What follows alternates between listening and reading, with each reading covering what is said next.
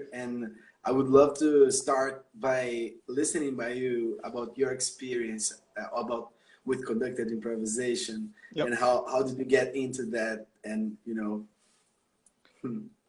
Sure. So I guess when I was in my 20s, I started listening to Butch Moore through just hearing about him through the club New Blue in East Village. So I was spending some time there, and then I was able to see him perform a couple times.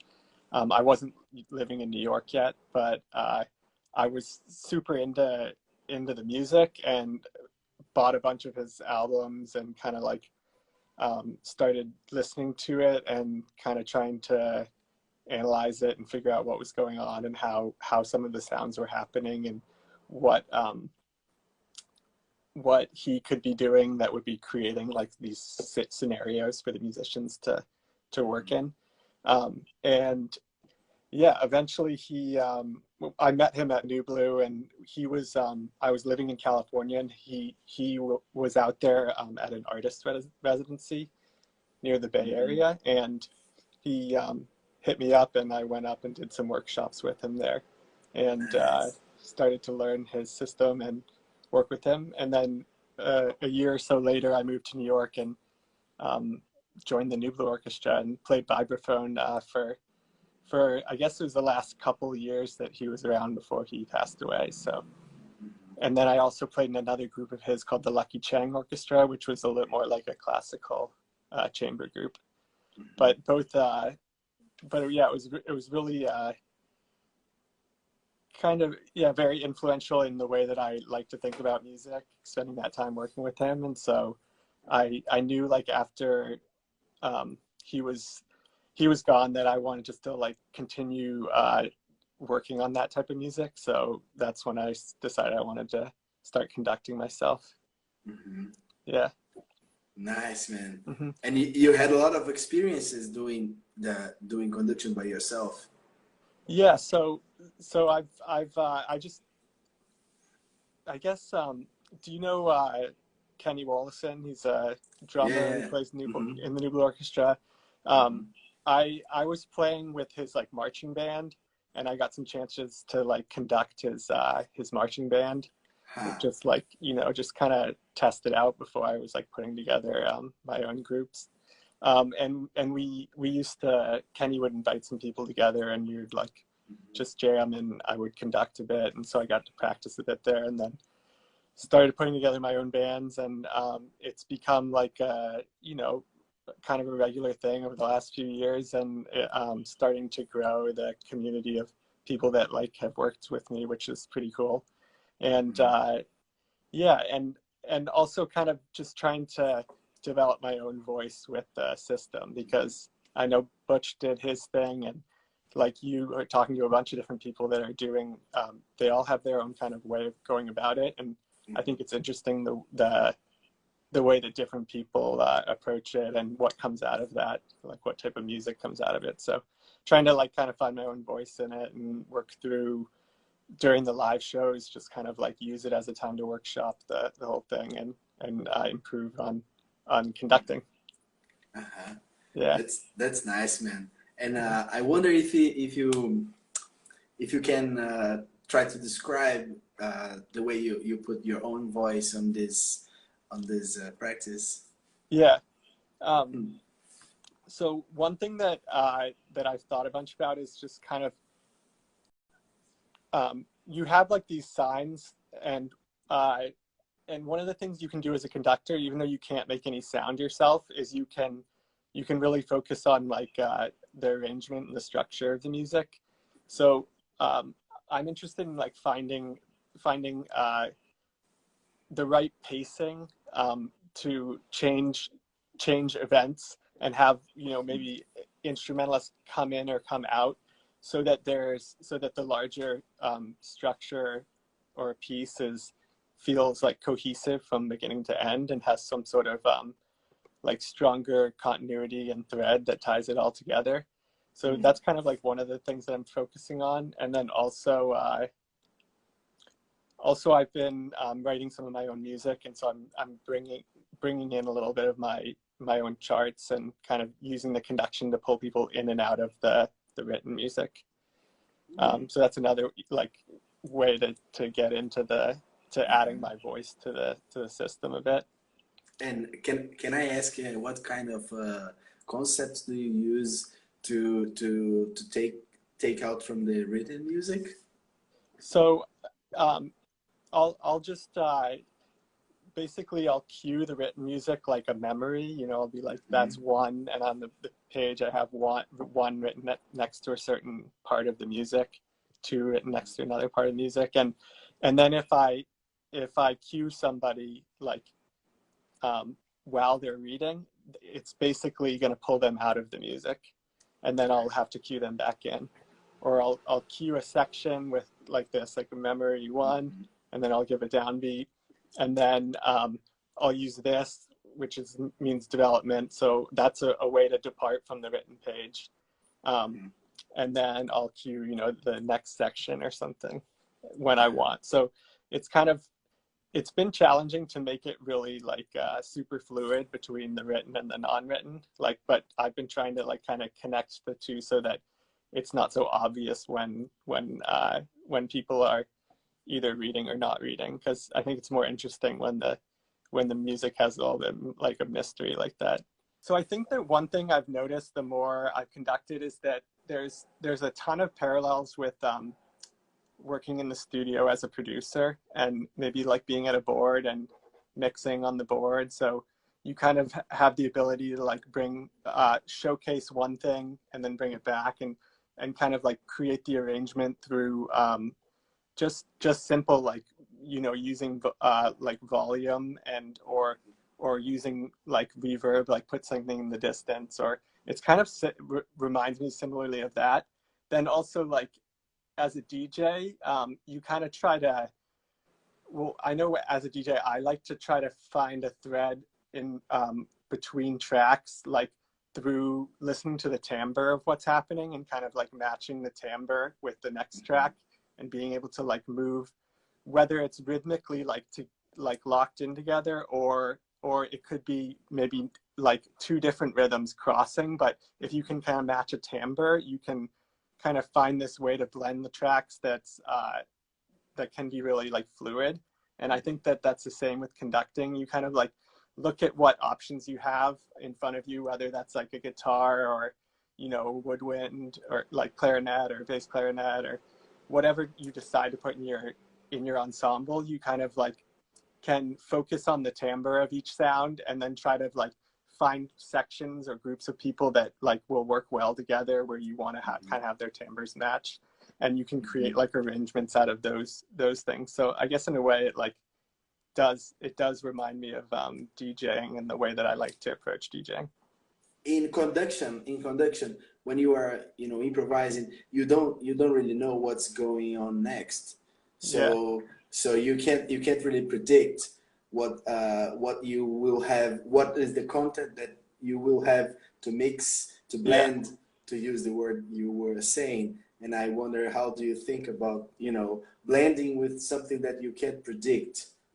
Yeah, so that's one really challenging thing about it is not knowing what the instrumentalist is going to play, especially when you yourself have an idea of like what you want to do with the music, and all of a sudden something comes in that's like doesn't fit within your world. But I found it really kind of liberating when you accept it and you say, oh wait, this is like a new element that just happened, and now it's in the music, so we kind of have to go there with it. So you kind of have to be really open and willing to work with whatever the instrumentalists give you. That can be like really challenging sometimes, but also I've found it's pushed me to like create something that I wouldn't have thought of on my own, you know, something that the instrumentalists added to it that helped open my eyes to something new, which is kind of one of the reasons it's such a great way to work with musicians, because it kind of like is a real dialogue back and forth between the conductor and the performer. Yeah, man, I definitely agree. And Yeah. this leads to one question that I've been asking for everyone who is Yep. participating, which is, in your perspective, which is what is the role of the conductor in this practice? Yeah. So yeah, like I was saying before, to me, structure is really important. So the goal of the conductor is to add like structure and focus to the ensemble, so that the ensemble can kind of like know where to go and what path to go down. And also kind of in a way, the through their body language, the conductor also kind of like intuits the emotion that they want out of it. So I think that the one thing that's really nice about conduction is it can really, like, you can really do, it's not just a concept. You can like really use it to kind of like get into the emotion of the music, or like pull out something from the music that is you know, I guess the end goal is to make music that you like, that you want to hear, you know, for me. So less about the concept, but more about like, how are we going to get somewhere that's going to, like, you know, open people's minds to some music they haven't heard before. So I think that the conductor in this case is like that key component that can kind of like bring the ensemble that one step farther that they can't go by themselves. Nice, man. I like the way you put that. Yeah, cool. That's very cool. And Yeah.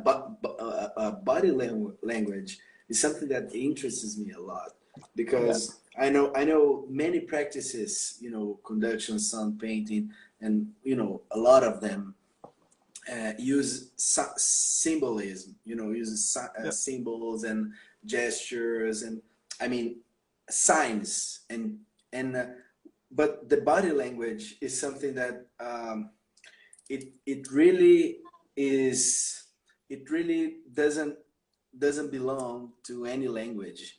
It belongs Yeah. to everybody, so it's free interpretation. And and also, another question that I would like to ask, and it has everything around this subject, is about how do you prefer to conduct by yourself, if you do use a lot of signs, a lot of directives, or if you do a lot gestures, free gestures, and body language. So yeah, so for me, body language is, you can say a lot without even using an actual like specific sign, just by how you hold your body, or where you know, whether you're more closed off or more open, or whether you are like upright and strong, or like smaller and quieter looking. You can kind of like tell the ensemble what how to come into the music, and what the emotion is of the like direction that we're going for that part of the music. And I know that one thing about working with Butch is that he had his system, and it was like very well thought out, and he would explain it well. But when you got into the music, he would always use stuff that wasn't necessarily like exactly from his system. He would stretch his own rules, and he would use body language to try to get the band to like know what was happening. And it was like this unspoken kind of like understanding. Once you started playing with him, you had this like back and forth, and you kind of understood what he wanted from you. And that was, a lot of it was, you know, through this kind of like body language. And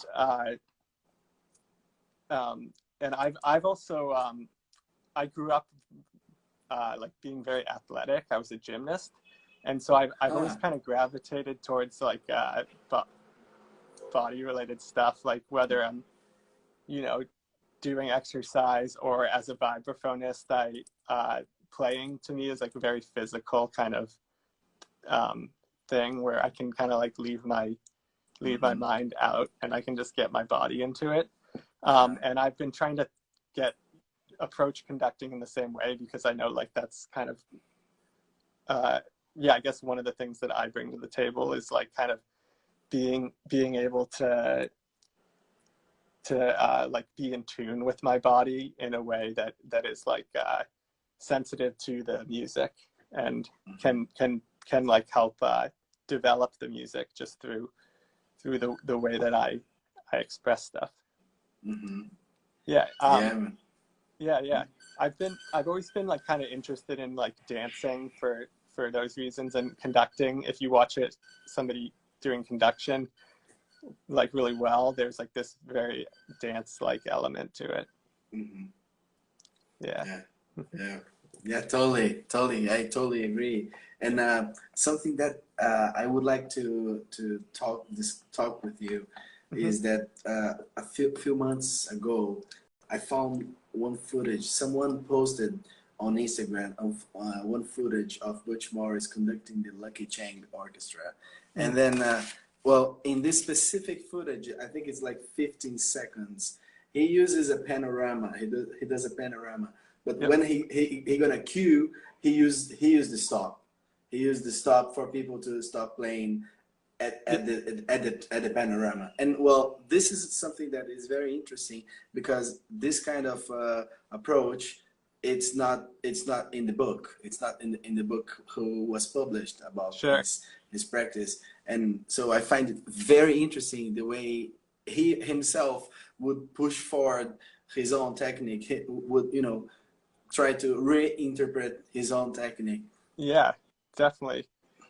He would I think one of the reasons it was so fun to play in his group was it was like always some element of surprise about what's going to happen, and he would surprise us. And then I think the one thing he wanted from the musicians was for them to also like surprise him. So if you could bring something to the music that would like cause him to be like, oh wait, what am I, like, then that would help. Then he would throw something back at you. And I think that sometimes when he was getting into these situations where he was interacting with a certain instrumentalist, it would push him to like do something different than his normal sign. But if you were in this conversation, you would kind of like know what was happening, because he was, going there with it. So like it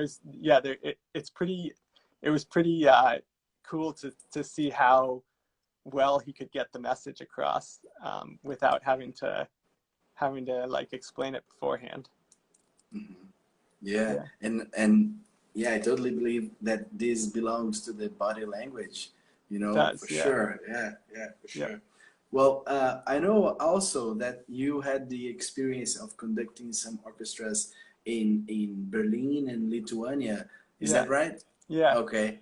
And were the musicians from those countries? So the gig in Berlin was with two of my New York friends, but then the rest of the ensemble was put together with European musicians. And it was actually a film festival for celebrating the work of Jonas Mekas. He's he was a like avant-garde filmmaker based in New York, Lithuanian actually filmmaker. But we were there performing for the film festival, and we didn't get we just had like the day before we did like a full setup and sound check and like rehearsal, like a couple hours of rehearsal, and then the next day we did the concert. And it's interesting, like teaching a whole group of people something new, and then having to do the performance like right after, without them having a lot of time to work with the material. But it went well, and I think that's like a testament to the fact that the system works and is like intuitive and do you have any considerations about this experience of teaching very quickly? I think that it's good to to have that, to be able to teach it quickly and be able to put something together like that. But I do think that when you do like workshop something more with the same people, and they start to understand the signs better, and from like a deeper level, the music can can get better. So I think it's like anything. I think if you practice it, you know, you can improve with it. But it still is like a intuitive system that especially if the instrumentalist is like, you know, competent on their instrument, then it's gonna, you know, you can make good music right off the bat. Yeah. And did you find any challenges in the cultural difference between musicians from New York and European musicians, for example? You know, I don't know, not really. Everybody kind of like picked up on it pretty obviously people each had their own approach to their instrument, which was each very different from each other. I guess that's one thing about that group in Berlin. What the group was like, everybody had their own really weird, unique thing they did. And it is, conduction is really like a way to tie together something that wouldn't normally like work well together. I think that it's like it kind of like that can help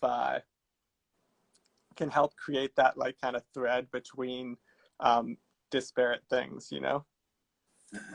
Yeah. So I'd say they all kind of brought different things because they were all from different backgrounds of music, but they all were able to understand and approach the conducting on a similar level. So I think it's kind of a universal thing. Like there's something very fundamental about it. It's like, you know, you just give a downbeat or you like cut somebody out.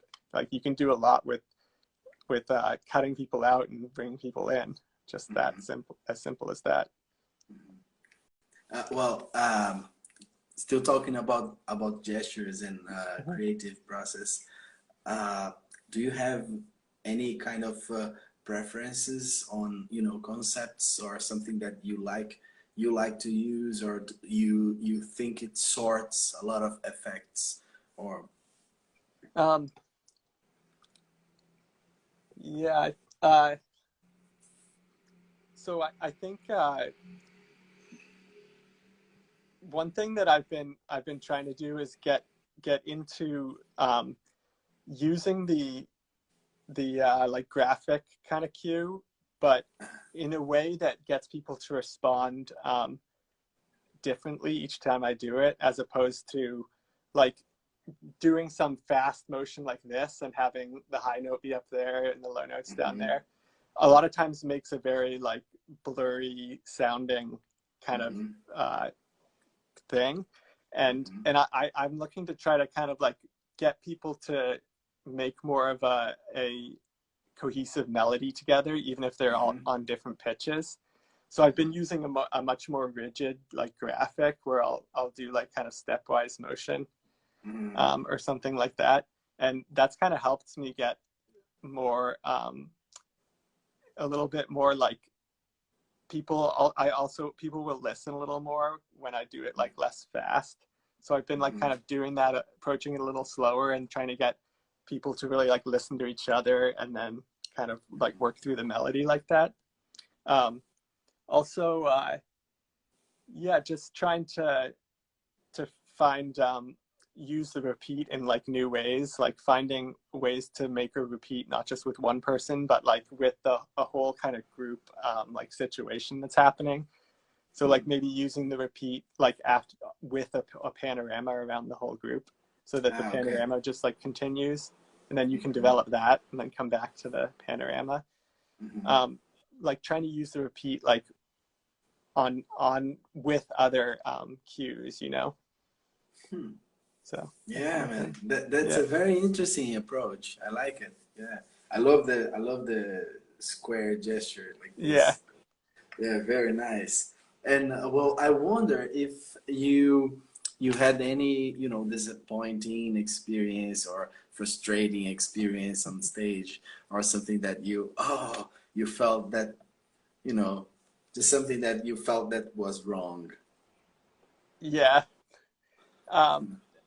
I don't know if there's like a way to describe it, but I definitely like finished a set and then like like just decided to end it early because I felt it wasn't that the musicians were, if the musicians are giving me like really good things, then, you know, that's, I want to be able to work with it. But if I like feel like I keep getting stuck in this like same spot and I can't get the music to develop, I feel like, okay, I like need to reassess what I'm doing here. So I guess I've had some stuff where I've just like cut it early and just been like, let's do and we'll do like a second set or something. So like where I've ended it and said, we're going to like take a break and do another set. But it's definitely like one of those things that, it doesn't go as planned. Like even if you try to plan it, it's not going to go that way. So you kind of have to be on your toes. And one of the reasons the music is exciting is I think it does have that like that thing, like you're walking on the edge and it could just like fall apart at any moment. And I think that kind of like risk that you take when you do the music makes it more exciting to watch. Sure, man. And and sometimes it does crash and that's okay. But sometimes it goes really, really well. And then it's really worth it because you're like, wow, we got there. Yeah, man. Totally. And do you develop any strategy for, putting things up when they fall apart? One thing that when they do fall apart, I do try to just like cut everybody out and start from like a totally clean kind of thing and just have like a pause of silence and then like cue one person or just have one person come in with like a new thing just to like take it in a new direction. So I think that's like definitely a tactic to like sew up something that kind of like fell apart and like move on with the music. But I think it is really interesting. And I found that sometimes I thought that we were stuck in something, but then once I like took a step back and listened for a second and then was able to come at it with like a new angle, we were able to move and get somewhere even better than, so like sometimes there is something really, some material that's really good to work with, but you just like don't hear it. So you kind of have to, like I was saying, be open to like whatever people want to play and be able to like kind of work with what that is. Yeah. Totally. And in opposite to that, what do you think that brings the music to a very high level? Something that burst everything. So I think one thing that I like look for in the music is getting to some place that you wouldn't be able to like notate if you were a composer.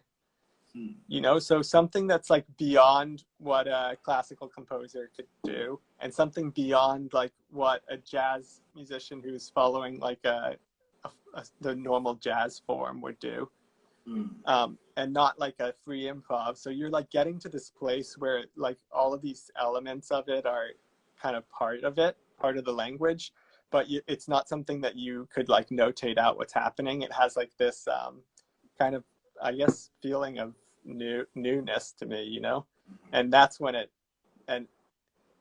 like something you've never heard before, then it feels like you've really gotten to something interesting, like a strange combination of timbres that all of a sudden are making something really beautiful together. Yeah, man. And sometimes that could be like groove related, but it doesn't have to be. Sometimes it could be timbre related. Sometimes it could be like more focused on the intensity of the like thickness of the sound. But I think there's a lot of, it doesn't matter really which direction it is. You can make it kind of like really interesting in a lot of different scenarios. Yeah, totally.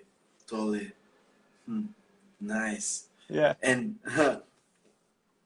just before we start, I was listening your album, your 100 something. 100 times.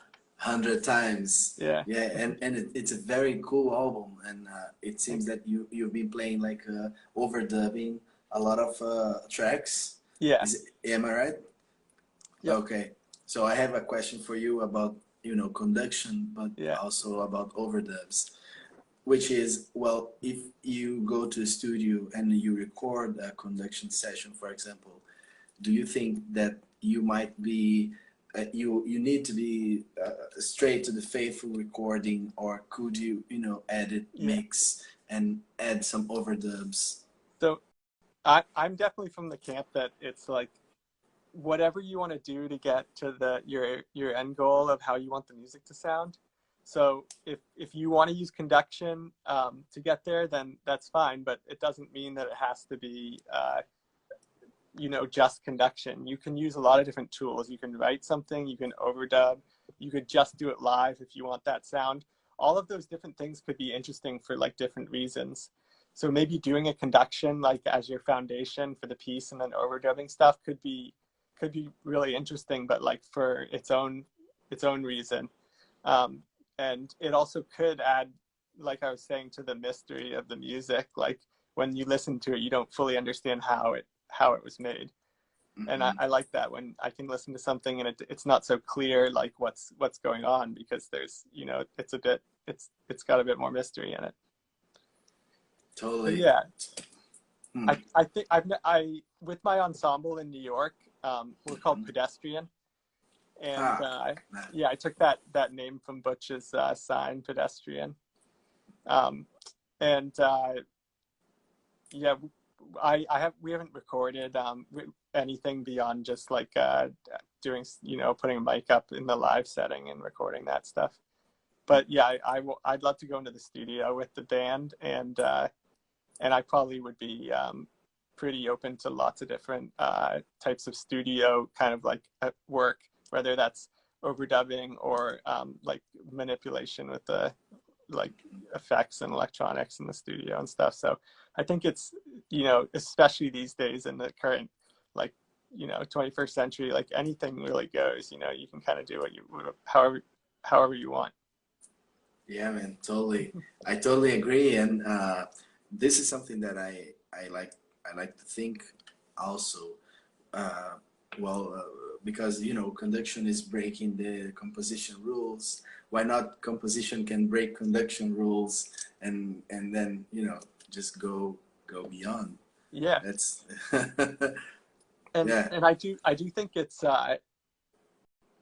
like, I know Butch started conduction in the, I guess, 80s or so, and a lot of other people have been doing conduction since then, and since maybe even before, or conduction related things like conducting improvisation. But it's interesting that it's a tool that you can like you can change your ensemble, so like it can always sound modern, or it can always be like something fresh and new, because it's not like set to a certain sound. It's like a system that can really work in any context. Mm-hmm. Yeah, totally. I totally agree. And I wonder because I never heard your ensemble and your conduction ensemble, and I wonder if it is more groove related, if it is more like abstract music, if it is more. Can you kind of describe it? Yeah. Yeah, I think there's definitely like a groove like element that's like pretty strong through a lot of the music. A lot of times I like when the grooves have are more they like the time signatures aren't defined. It feels more just like pulse or something, so that you can kind of like different people in the band can feel their downbeat at different points. People can kind of like find their own center in it. So it's nice when it has that kind of like that quality where it's not, it doesn't feel so rigid. Or sometimes there's different kind of grooves that are happening simultaneously that kind of like on different sides of the band. And Mm-hmm. so playing with like those aspects is really interesting. And yeah, so my band is like, there's like electronics and percussion and drums and woodwinds, like bass clarinet, and then trumpet and yeah, and guitar as well. So it's and some of the players that were like in the New Blue Orchestra play in it, and some of the people that played in the Lucky Chang Orchestra play in it. So it's definitely like got some of the same or a large amount of the same community of people that were playing with Butch have kind of come, and it's yeah, I think that like as I go, I'm gonna keep kind of like adjusting the band, like depending on, you know, what direction where I'm trying to take the music, and I think it's nice that the band can kind of be like flexible like that. Yeah. Yeah, totally. And well, about the community thing, I always believe that, you know, conduction and any other conducted improvisation practices are very related to social practices, and because they build up communities. And you are just describing a beautiful community that was, you know, built many years ago and still is still growing. Yeah. And, do you agree about? Yeah, when I first moved to New York, I felt really lucky to like be invited into that community, and felt like it was really like a special thing to be a part of. And yeah, and I think being able to like make sure that it continues was like I think is something really important, especially because the music's good, but also because the community is important to a lot of people that are part of it. Mm-hmm. So yeah, I think I've met like so many great people through the music, and we've had great like discussions about music, and also just made a lot of really like good friends, like close friends through it. So it feels like yeah, like I'm part of something bigger than just myself, like leading a band, you know, which is nice. It feels like I'm like playing a role in the bigger like music system in New York, which is, you know, strong and like also it's like a high caliber. There's a lot of really great musicians here to work with. Yeah, man, definitely. Yeah. And you definitely have must have participating in, you know, in many things that happen in New York. New York, it's a great scene with lots of things happening, lots of great conductors, lots of great music. It's a big privilege to be there. It's very nice that you have experienced those things. And well, for that, I would ask if you can maybe share some stories that you have in your mind. Yep. One thing that after I was playing with Butch for a while, he started doing this like Sunday afternoon gig at a club in Brooklyn, and he asked me to play, so I was bringing my vibes for a little while, a weekly gig, and it was like for kids. And so like all of these families would show up with their kids like at this bar, and then he would start conducting, and the kids would like go wild, and they would run into the band and start like playing my vibes, playing the drums, and then he was conducting the kids, and the kids were like following him, and and then the next week the whole thing would happen again, and it was just kind of like wild, but I feel like the kids like absolutely loved it, and it was one of those things that like was cool to just be a part of, like you know, wow, that aspect of it. For sure, that's great, man. Yeah. Wow. And I think one thing Butch, he acted very serious on the stage because, you know, he cared about the music, but as a person he was like, you know, not so serious. He was a pretty funny guy, and I think that he brought some of that humor to his music, and also brought that humor to like to the music community, you know. Yeah. And I think it's good. That's one thing I've really like embraced, is trying not to be like so serious about everything, and letting things be like, just, you know, have it just be sometimes fun, or have it be, you know, that's yeah, it. yeah, So, sure. yeah. Well, I have one last question before, you know, if anyone also has any Okay. question, please drop in the comments. And then I have one last question that you mentioned that you work with electronics on your band. Yeah. And DJing, it is a DJ? No, it's actually somebody who's playing like modular synth. Okay, modular synth. But yeah, some days ago, yesterday, I was talking to Chaya, which is a friend of mine, that and she's the first one conductor of conducted improvisation that I met that worked with the click in the year. You know, and everyone in the band work with the click, because she has a lot of computers in her band, and then the computers are synced. They are connected to each one, and then they all play in a click. And I wonder if you have you know any considerations about that, because you were a DJ and you work with electronic music. Well, I think in I haven't thought of like doing that at this point, but it definitely could be, if the music required it, then yeah, I would like make it happen. I'd be like, okay, let's do this, and everybody's gonna listen to the click. And if it was gonna get to that point where we could do it so that the music could happen the way that I envisioned it, then yeah, that would be like something I would try out. Sometimes using clicks is challenging though, because it takes people out of the music. They're like, all of a sudden they're listening just to the click. And I find sometimes just having people like listening to each other is kind of like invaluable. So it for that reason, I do think it's interesting when like maybe a DJ or electronics are involved, and they're like on a clock, and other people play with it, but also they can also kind of like get into what other people are doing. And sometimes it doesn't line up perfectly, but there's like this, there's something nice about having that like looseness and having it not be like so rigid on the grid.